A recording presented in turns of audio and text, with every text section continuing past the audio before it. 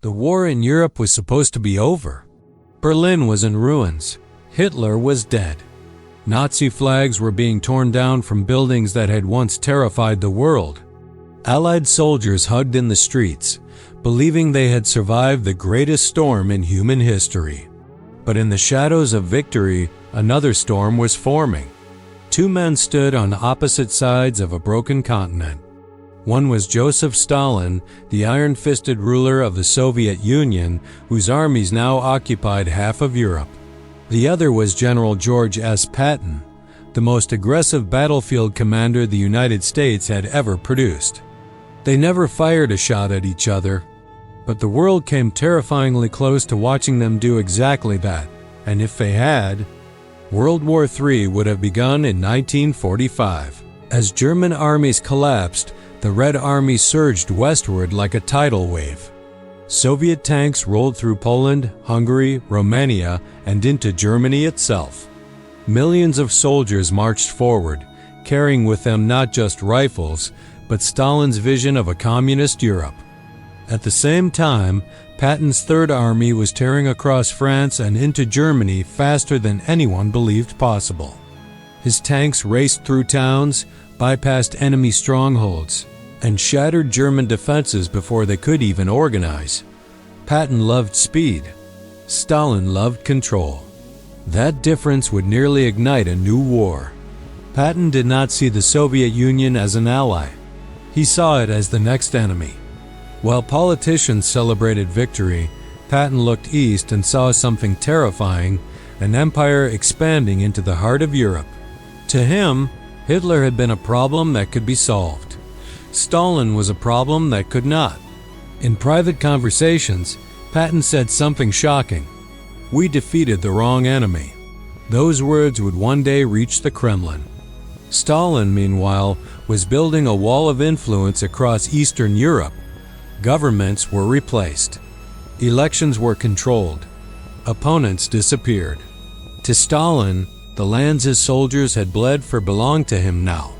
And when he looked west, he saw Patton's armored columns sitting just a few hundred miles away. Two massive armies. One mistake from disaster. The tension reached its breaking point in Czechoslovakia. Patton wanted to take Prague. The Soviets wanted to take Prague. Whoever arrived first would control the city and the future of the region. Patton was told to stop. He ignored it. His tanks pushed forward anyway. Soviet forces rushed to meet them. For several hours, American and Soviet troops were just miles apart, weapons loaded, waiting. One wrong order, one nervous soldier, and the guns would open. But at the last moment, diplomats stepped in. Patton was ordered to halt. Stalin had blinked, but neither man forgot. From that moment on, Stalin became obsessed with Patton. Soviet spies flooded Washington, searching for any information about the American general. They read his letters. They listened to his conversations. They analyzed every speech. What they found terrified them. Patton openly talked about fighting the Soviets. Not someday, now, while their army was still exhausted, while their cities were still in ruins. To Stalin, this was the greatest threat he had ever faced. Patton wanted war. Stalin wanted time. Time to rebuild. Time to strengthen. Time to prepare for the inevitable. So Stalin did what he always did. He worked in the shadows. Soon, Patton's reputation began to suffer. Stories about his temper, his controversial remarks, his disobedience. Washington began to distance itself from its most dangerous general. And slowly, Patton was removed from the center of power. The clash never happened. But the fear it created shaped the next 50 years. NATO, the Warsaw Pact, the Berlin Wall, the arms race. All of it was born from the moment Patton and Stalin stared across a divided Europe and realized neither trusted the other. The war never came. But the world was never the same. When the guns finally went silent in Europe in May 1945, the world believed it had survived the worst nightmare in human history. Cities lay in ashes. Millions were dead. Entire nations were broken. Yet beneath the cheers and victory parades, two men were already preparing for the next war. One sat in a marble-lined office inside the Kremlin, surrounded by generals who feared him more than any enemy. His name was Joseph Stalin. The other stood in a dusty command post in Germany, wearing ivory-handled pistols and a polished helmet, staring east with a warrior's hunger. His name was George S. Patton. They had never met, but they were about to become the most dangerous enemies on Earth. Stalin had defeated Hitler at a terrible cost. More than 20 million Soviets were dead. Entire cities were erased. Farms were burned. Families were gone forever. But the Red Army now stood triumphant across half of Europe. Stalin believed he had earned it. Poland, Romania, Hungary, Bulgaria, East Germany. These lands were soaked with Soviet blood. To Stalin, that made them Soviet property. But Patton saw something else. To him, those armies marching west were not liberators, they were conquerors. Another empire rising in the ashes of the old. And unlike Hitler, Stalin was patient. That made him more dangerous. Patton had spent his life preparing for war. He believed in speed, shock, and relentless attack. His tanks had torn across France faster than any army in history. German defenses collapsed wherever Patton appeared. But when he looked east in 1945, he felt something colder than any battlefield fear. He saw the Red Army spreading like a shadow over Europe. In private conversations, Patton began saying something no other American general dared to say. "We're fighting the wrong enemy." To his staff, to journalists, even to British officers, Patton made it clear. The Nazis were beaten. The real threat was Stalin. Those words traveled. Soviet spies in Washington sent transcripts to Moscow, intercepted conversations. Reports from British intelligence. Stalin read every word, and he did not laugh. He knew men like Patton, men who lived for war, men who would rather die fighting than live in compromise. Patton was exactly the kind of man who could start a new war and win it. Stalin ordered his intelligence chiefs to focus on one target, George S. Patton. As Soviet troops pushed deeper into Germany, they were told to watch the Americans closely, to count their tanks, to note their airfields, to measure their supply routes. Stalin wanted to know one thing. Could Patton attack? The answer terrified him. The American army in Europe was fresh, well-fed, well-equipped. Its factories were untouched by war. Its skies were dominated by American planes. The Red Army was enormous, but exhausted. Many units were barely held together by discipline. Supplies were thin. Equipment was worn out. If Patton struck fast, he could smash deep into Eastern Europe before Moscow could react. And Patton wanted to. The greatest moment of danger came in Czechoslovakia. Patton's Third Army was racing toward Prague, the last major city in Central Europe still under Nazi control. Soviet forces were approaching from the east. Whoever arrived first would decide the future of the country. Patton knew it. Stalin knew it. Orders came down from Washington telling Patton to halt. He ignored them. His tanks moved anyway. American and Soviet forces were now less than a day's march apart. Nervous soldiers on both sides loaded their weapons. One bullet could have started the war. Stalin sent frantic messages to his commanders. Do not provoke the Americans. Patton sent orders to push forward. The world held its breath.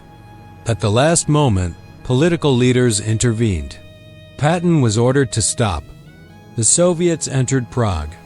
But Stalin never forgot how close Patton had come. From that day forward, Stalin became obsessed. He believed Patton was the only man in the West who truly wanted to destroy the Soviet Union, and that made him the most dangerous man alive. Back in Germany, Patton grew increasingly frustrated. He watched as Soviet troops set up puppet governments in Eastern Europe. He saw trains filled with civilians being deported east. He called it tyranny. Washington called it diplomacy. Patton called it betrayal. His anger made him reckless. He spoke openly about marching east. Those words gave Stalin the excuse he needed. Slowly, quietly, Patton was removed. His influence faded. And then, the accident. The general who might have ignited World War III was suddenly dead. Stalin slept easier that night. But the fear never fully went away. Because Patton's ideas survived, the Cold War had begun.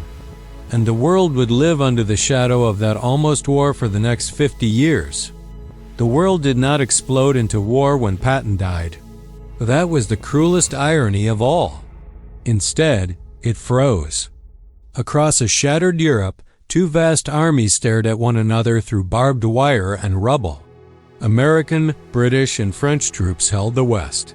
Soviet forces dug in across the East. Germany, the nation that had nearly conquered the world, became the battlefield that no one dared to fight on. But behind that silence was terror. Every general on both sides knew how close they had come. They remembered how Patton had pushed his tanks toward Prague. They remembered Soviet units racing to block him. They remembered how one nervous soldier could have fired a shot that would have changed history. Now the guns were quiet. But the war had only changed its shape. Stalin did not relax. He expanded. Entire industries were moved east, far from American bombers. Cities were rebuilt not for civilians, but for factories. The Red Army did not demobilize. It grew.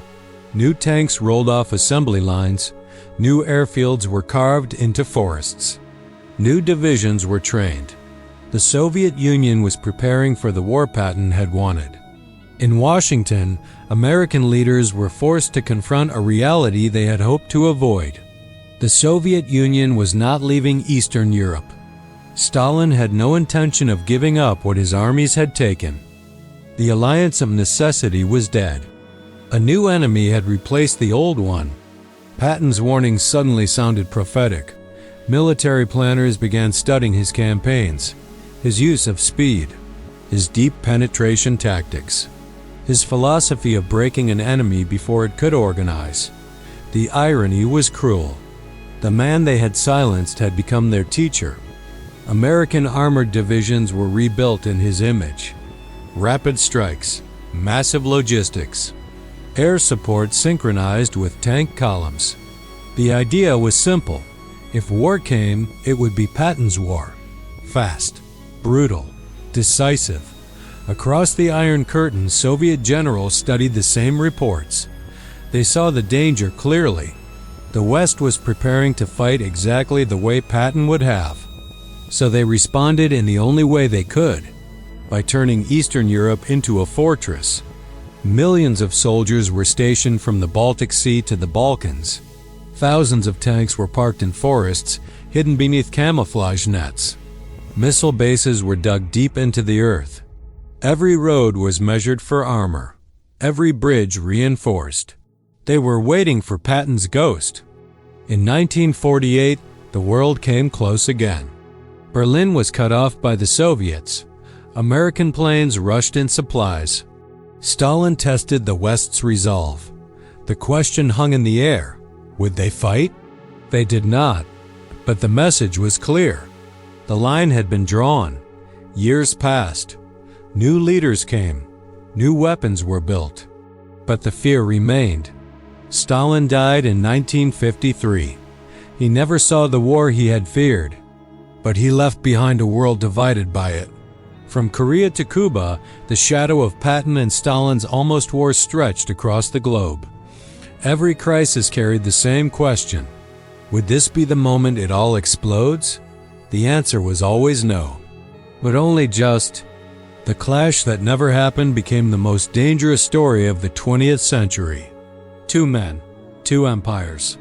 One almost war that could have ended civilization. And the reason it never happened was not peace. It was fear. Stalin feared Patton, and the world survived because of it. After Stalin's death, the men who took his place discovered something chilling in the files he left behind. Patton's name appeared everywhere, in intelligence memos, in secret military estimates. In private letters Stalin had written to his closest advisors. Again and again, Stalin had warned of one man more than any other Western general, Georges Patton. He had not feared Eisenhower. He had not feared Montgomery. He had not feared Churchill. But Patton was different, because Patton didn't want compromise. He wanted victory. The Soviet leadership realized something unsettling. Stalin had not been paranoid. He had been strategic. The Americans had indeed been preparing for a possible clash, even while smiling for cameras. The U.S. Army's post-war doctrine was quietly built around Patton's ideas. Strike first. Strike fast. Cripple the enemy before they can react. It was the opposite of Soviet doctrine, which depended on overwhelming numbers and long mobilizations. If Patton had lived and convinced Washington, the war would not have been nuclear. It would have been devastating and conventional. And the Red Army might not have survived it. The new Soviet leaders ordered more fortifications, more tanks, more soldiers. They believed time was their only protection, but time had a cost. The Soviet economy strained under the weight of endless military spending. Entire generations grew up behind walls, watching the West grow richer and freer, all because one general had once stared east and refused to look away. In the West, historians later realized something astonishing. The Cold War was not born in 1947. It was born in Patton's command tent in 1945. The Cold in 1945. The Cold War was not born in Patton's command tent in 1945. Moment he realized Stalin was the real threat. Had Patton lived another year, history might have been rewritten in fire. Instead, the world lived in fear, not of what happened, but of what almost did.